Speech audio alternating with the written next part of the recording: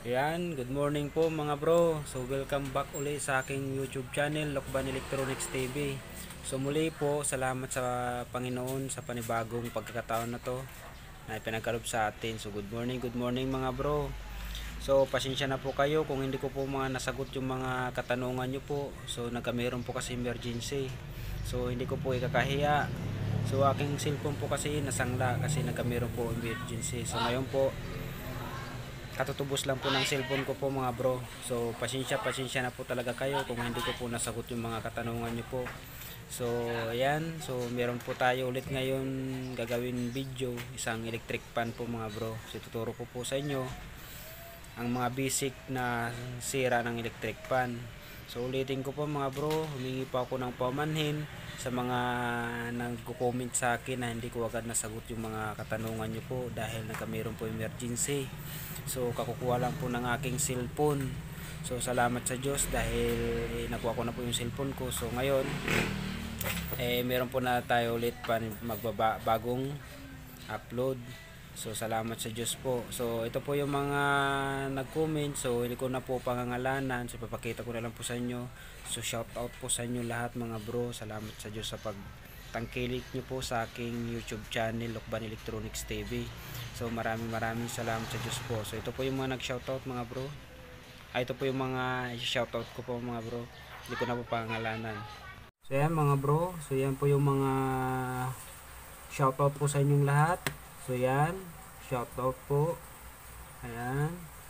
Sir Liboy Technician, Franco, Sako. Ayan, Edtech, shoutout. Ayan po, 50 main vlog per minute, shoutout. Papayan po shoutout po sa inyo. Bangis Sagaling, shoutout. Masculados TV, shoutout po. PNQ TV, shoutout. Marco Francis 713 Mix Vlog, shoutout. Garcia PTV, shoutout po. Yan, shoutout po sa inyong lahat. Ayan. Ayan po, shoutout po mga bro. Shoutout po. Ayan. Shoutout.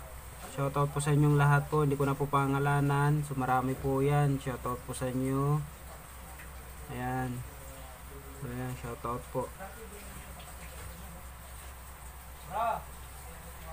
Ayan, shoutout po sa inyong lahat po. So hindi ko na po mapapangalanan.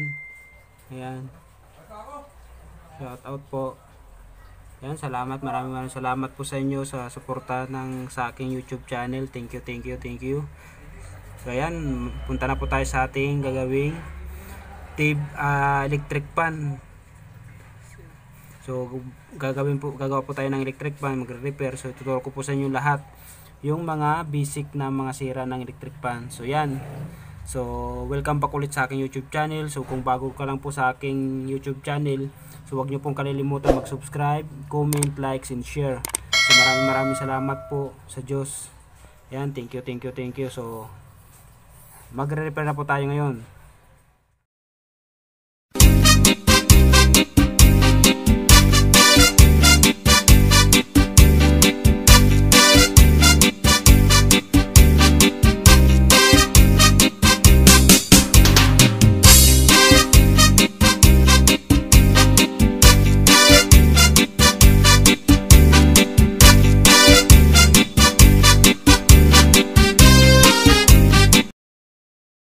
Ito po yung gagawin natin, electric fan, Fukuda. So stand fan po siya.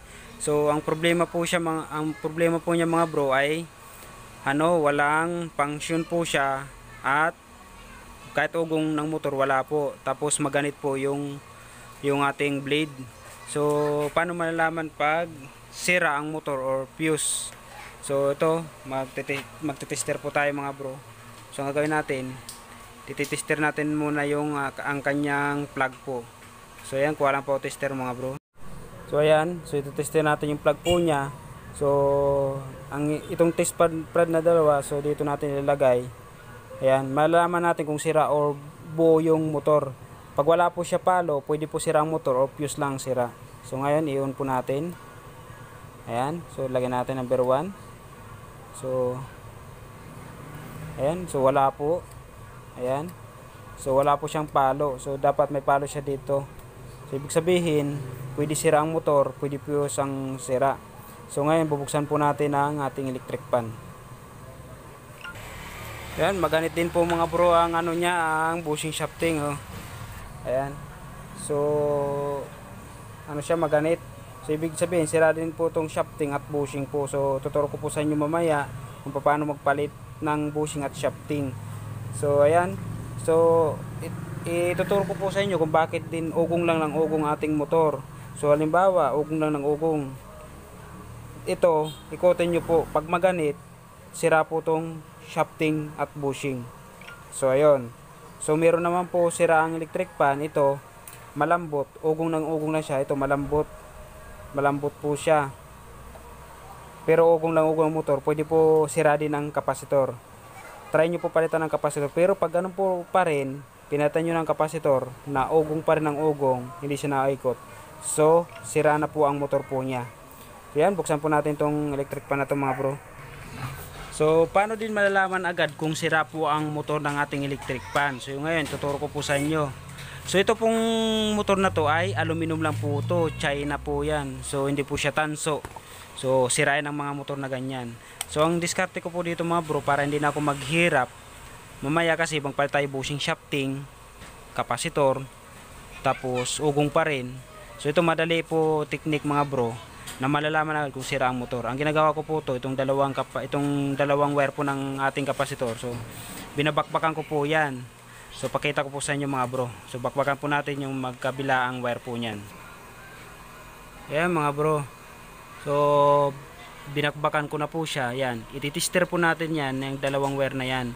So, pag hindi po yung pumalo yung ating tester, hindi po yan pumalo, ibig sabihin, sira na po ang motor po yan. So, ang hirap po maghanap ng putol po niyan kasi ito, aluminum lang po, napakasilan po niyan. Eh, minsan, sa lubang may putol. So, ang ginagawa ko po dyan, pinapatan bago. Pero testerin po natin ngayon itong tinuklapan natin. Ayan. Pakita ko po sa inyo mga bro.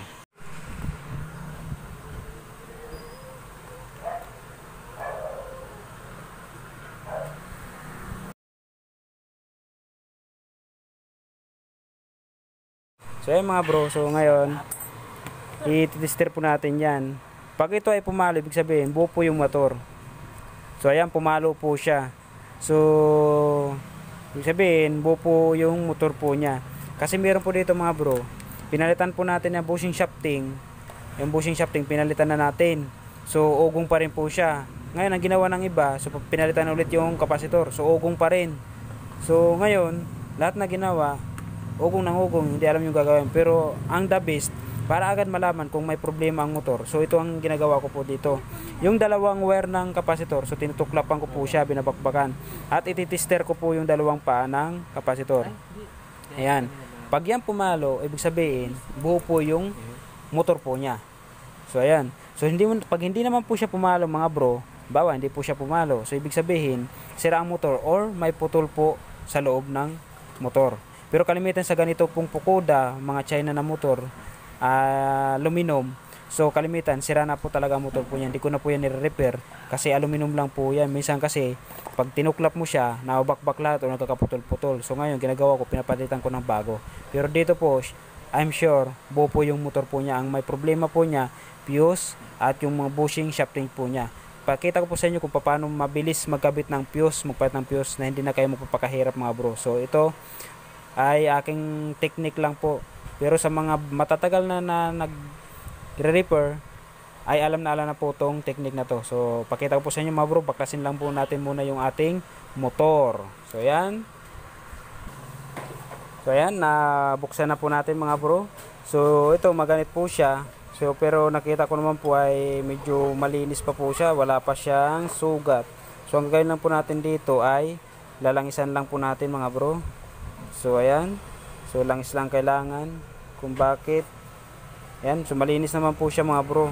Pero bakit siya maganit kanina? So minsan kasi ito mga bro, yan, tumigas na po na, yan, tumigas na mga, ewan ko kung grasa nilagay, parang grasa mga bro, yan grasa. So tumigas po siya dito. So ngayon maganit siya. So hindi siya nakakaikot yung ating rotor mga bro dahil dito. So guys, So mas the best sana ang ilalagay natin, wag po grasa, mas the best po langis. Kasi yung grasa po, dalawang klase ang grasa mga bro. Meron kasi pag uminit, tumitigas yung grasa. Meron naman po habang umiinit, so lumalambot po yung grasa. Yun po yung original na grasa. So mas the best na lang po para sure para sa electric pan ay langis. So hindi rin po basta-basta dito ang paglagay ng langis o dito sa labas. Kasi ang iba kasi tiyatak-tak dyan. Ngayon nabasa, pati ang motor nabasa. So masisira ang motor. So hindi po ganun ang paglalagay ng langis. So tuturuan ko po kayo mga bro kung paano maglagay ng langis. So ngayon ang gawin natin muna ay linisan natin to. Linisan lang. At yung ating bushing ito po yung bushing mga bro. Ito yung shafting na mahaba. So ayan, pag nasira po kasi yan, so pinapalitan ko na po yan isang buong shafting. At yung ating bushing, ito po nasa loob. Ayan. Yun po yung ating bushing. So lilinisan lang po natin mga bro at mamaya ipakita ko sa inyo kung paano maglagay ng fuse dito na hindi na tayo magbubaklas po dito. So ayan. So linisan lang muna natin mga bro. Ayan, tuturo ko sa inyo kung paano magpalit ng ating bushing. So meron kasi dito hindi marunong, lalo na yung mga nasa bahay lang. So pwede nyo po ito gawin. So ito po, angat lang po natin tong tatlong lock po niya. Kailangan maingat po tayo para hindi siya maputol. Kasi pag naputol, so papalitan na po natin tong isang buo. So ayan, ituro ko lang po sa inyo. Ganyan lang po mga bro. Ayan.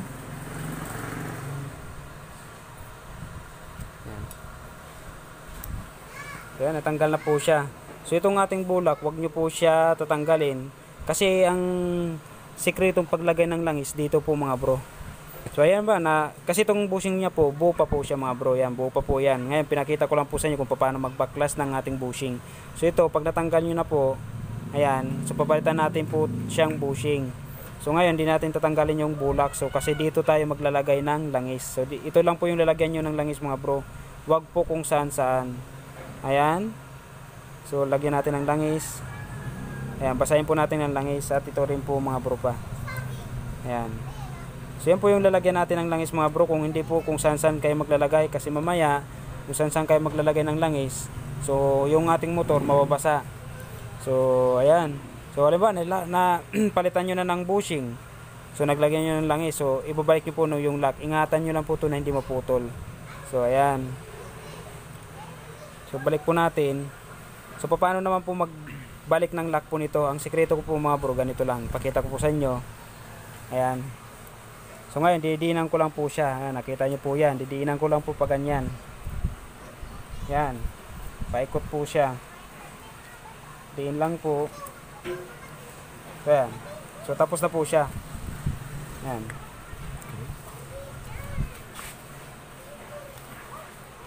Yan, tapos na po siya may lagay yung ating bushing.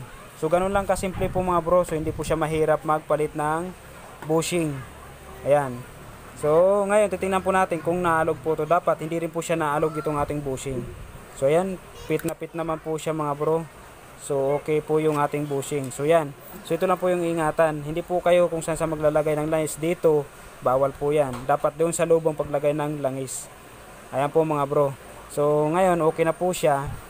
So ating shafting, yung ating shafting, so hindi natin papalitan kasi maganda pa po. So buo pa po siya mga bro. So ang pagpalit ng ating shafting, pag ito ay may kanal na. So tapos magaspang. Ayan, kung magaspang po siya, so papalitan natin. Ito naman po ay wala po siyang sugat pa. So makinis pa siya mga bro. So kung bakit lang siya ay nag-i-stack up, dahil yung ating grasa dito tumigas po dito. So kaya maganit po siya. Ngayon tinanggal natin, langis nang ilalagay natin dito mga bro. So ayan, so ikakabit po natin at ipakita ko sa inyo kung paano maglagay ng fuse na hindi na natin babaklasin to mga bro. Kasi pag ito binaklas po natin, kinalas natin kasi nandito po yung fuse niya sa loob. Nandito po yung fuse niya sa loob, diyan sa loob. Pag binaklas po natin yan, mamaya maputol pa yung mga wire, yung mga rewind niya kasi ito aluminum lang po yan, marupok. Pag binaklas natin, mamaya marami maputol. So masira pa yung motor natin. So ngayon paputuro ko sa inyo technique na hindi na tayo magbabaklas dito. So ito para sa mga nagsisimula or bago or nasa bahay na walang wala mang pangbayad, pang pagawa po, ito pwede po gawin nyo sa bahay nyo po. So try lang muna natin, ikabit lang muna natin ito mga bro. Ayan mga bro, so ito na po siya. So Malambot na po siya mga bro. Ayan. So ngayon, ang susunod po natin yung pagkakabit ng ating fuse. Ayan. So maglalagay na po tayo ng ating fuse. Ayan. So ito po yung ating wire. So yung black po na to, kung nakikita nyo po, yung black po na yan ay common po yan papuntang motor po natin. At ito naman na brown, so papunta sa ating saksakan or sa ating plug. So papunta po yan dito. Dito. Yung isa. At yung isa naman nito ay dito naman po siya nakakonek. Ayan, yung kulay blue na to. Yung kulay blue. So yung itong brown, so ito yung nakakonek doon sa common ng motor natin. So ngayon, tatanggalin po natin yan. Yung sa lahat ng motor po mga bro, lagi nyo tatanggalin yung sa common. Punta po lagi kayo sa common. Minsan ang common nito pag standard ay ano po, green. Pag mga Hanabishi, yan, ang kalimitan dyan common ay gray. So ito po dito ay black po yung common po niya mga bro. Ngayon tatanggalin po natin yan. Yan. So ito, wala na po ito mga bro kasi busted po yung fuse niya sa loob. Kaya hindi siya napalo. Kaya wala po siya dito palo sa saksakan. So ngayon baklasin po natin. So ito, puputulin po natin yan mga bro. So ayan. So itong wire na to na galing sa ating plug ay kukunik natin doon sa ating kapasitor. So dito po siya. Dito po natin kukunik. Kukuha tayo ng isang wire doon sa kapasitor or alin man sa dalawa dyan mga bro. Ayan.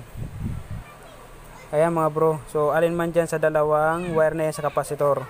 Pag halimbawa nakikabit nyo po to dito at ang ikot niya ay pabalik pa ganyan, ibig sabihin mali po yung nilagay nyo pong, mali po yung pinaglagyan nyo. Dapat ang ikot niya ay pag ganyan po mga bro. So pagbaliktad po ang ikot, so lilipat nyo lang po sa kabilang wire. Ayan. Pag nilipat nyo po sa kabilang wire na gumanyan ang ikot, ibig sabihin okay na po yan. Dapat ganyan po ang ikot po niya mga bro. Ayan. So ngayon, kakabit natin muna na walang fuse. Ito. Pero mas maganda kung may fuse po siya mga bro. So, idirekta muna natin mga bro. Yan, rekta muna natin. So yan. So nakarekta na po siya. Ang susunod natin gagawin, i-ano natin yung plug natin, ititester kung mayroon na po siyang palo. Yan. Tester po natin. At yung ating switch po dito. So ayun, may pumalo na po siya mga bro. Ayan. So ayan, pumalo na po siya. Kanina wala po siyang palo nung ating tinister tong plug na to. Inon yung switch natin, so wala siyang palo. So ibig sabihin, sira nga po talaga yung fuse. Ayan. Ayan. Ito, pwede po natin lagyan ng fuse mga bro. Lagyan natin. Ang standard po talaga, mas the best, may fuse po siya na ilalagay. Ayan. Yung wala naman po ay wala naman po siyang fuse na pangkabit. Pwede mo siya erekta dito mga bro. So ngayon lagyan natin ng fuse. Ayan. So mamaya meron din po ako sa inyo ipapakita kasi dalawang klase ang pagpapalit ng ating shafting o yung bushing. So ito madali lang po magpalit ng bushing po nito. Mamaya ipakita ko sa inyo yung isa pang pagpalit ng bushing natin. So dito tayo nahihirapan, lalo karamihan, lalo na ako nung nagsimula, dito ako nahihirapan magpalit ng bushing na to. So papakita ko sa inyo mamaya po mga bro. Ayan mga bro, so ito ipapakita ko po sa inyo kung paano magpalit ng ganitong shafting o yung bushing. So dito, marami dito kasi nahihirapan magpalit ng ganito or magbalik. Mabilis mag-backlash pero nahihirapan magpalit na hindi to binubungi ito mga bro. So turo ko sa inyo, so tanggalin muna natin ito mga bro. Tanggalin po natin. Ayan. So ito, na-repair ko na rin po ito mga bro. Napalitan ko na bushing. So ngayon, iulitin ko po pakita ko sa inyo mga bro. So tanggalin po natin mga bro. So ngayon, ganyan lang po ang pagbaklas mga bro. Baklasin po natin. Ayan. So ayan, ganyan lang ka-basic mga bro. So ayan. So tanggal na yung ating bushing. So ito yung bushing. So pag pagpapalit po tayo, ulitin ko rin po sa inyo mga bro. Dito po tayo maglalagay ng langis. Diyan po sa loob. Ayan. Ayan po yung may bulak po siya. So diyan po tayo maglalagay ng langis. So ito po, paano naman po siya magbayad? Halimbawa na ikabit po na natin yung ating bushing. So ayan, paano naman po siya magpalit na mas mabilis, maglagay ng mas mabilis? Kasi minsan ang iba, pinupukpok po yan paikot, pinupukpok. So minsan maluwag itong bushing. So ngayon, turuan ko po kayo yung diskarte mga bro. So ito, ang ginagawa ko, pinuputol ko po yan sa gitna. So halimbawa mga bro, ganito. Halimbawa yan, putulin po natin sa gitna. Ayan. So ayan, hati na po siya mga bro. Ayan, hati na po siya mga bro. Paano naman po yung magkapit dito mga bro? Ayan. Ilan tayo sa bahay? So ganito lang po siya. Unahin po natin tong dulo. Ayan. Unahin natin yung dulo. So ayan. So may kapit na po yung dulo. Ayan. So i-focus ko po mga bro. Nyog, tsaka lulo Ayan. lang. Pasensya na kayo mga bro, madilim ha. Ayan. Ayan mga bro. So unahin natin yung dulo. Ayan. So niuna po natin na yung dulo. Ayan. Tapos pag napasok na po yung dulo niya mga bro, ayan, napasok na. So tingin-tingin po natin yan paikot. Ayan. Paikot po siya mga bro.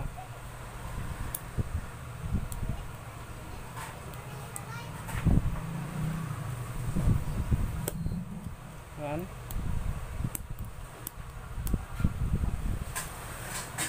So ayan. So nakikabit ko na po mga bro. Ayan. So hindi rin po siya maluwag. Ayan. Hindi po siya maluwag. So napakadali ikabit yung ating kuruna. Ayan. So ang iba kasi pinupukpok pa yan. Nung nag-umpisa ko, pinupukpok po ng so maluwag yung ating bushing. So ang ginawa ko po, hinahati ko po yan sa gitna. Hinahati ko sa gitna at saka iuna ko yung dulo. So paikot po siya. So mabilis. So ayan. So maano po siya, masikip po siya mga bro. So yan yung basic lang po kung magpalit ng ating bushing. Ayan, ipakita ko naman kung paano magpalit ng ating shafting. So ito po yung ating shafting. Ayan, halimbawa lang, ito po buo po ito mga bro. So ipakita ko lang sa inyo lang nagsisimula kung paano magpalit ng ating shafting. Ayan. So meron po ako dito pamukpok. Ayan. So ayan po yung ating pamukpok. So ngayon ipapasok ko lang po siya dyan. Ayan. Tapos ito, pupukpukin po natin dito.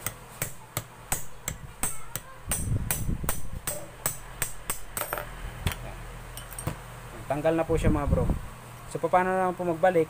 So kahit naman siya magkabaliktad, okay lang kahit magkabaliktad mga bro. Ayan. So ang pagkapit din po, ganun din po. Ayan. Pupukpuk lang natin.